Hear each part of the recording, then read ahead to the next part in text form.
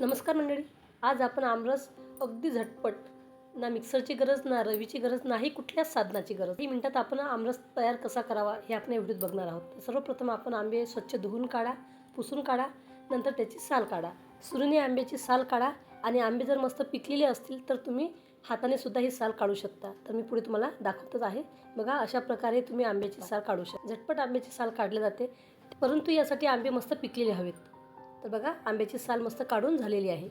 त्यानंतर तुमच्याकडे अशी चाळणी असेल, मी दाखवते त्याप्रमाणे चाळणी असेल, किंवा पुरण तयार करायची चाळणी असेल, तर ही पुरण करायची चाळणी सहसा सर्वांच्या इथेच असते. तर ती चाळणी घेऊन तुम्ही अशा प्रकारे झटपट काही मिनिटात आमरस तयार करू शकता. नाही जास्त भांडे भरवायची गरज, नाही कुठल्या रवीची गरज, नाही मिक्सरची गरज. तर झटपट रस तयार होतो. तर बघा, अशा प्रकारे तुम्ही सर्व आंब्याचा रस तयार करू शकता. आवश्यकतेनुसार साखर टाका आणि मस्त सर्व करा. व्हिडिओ आवडला तर लाईक करा, कमेंट करा, शेअरसुद्धा करा. धन्यवाद मंडळी.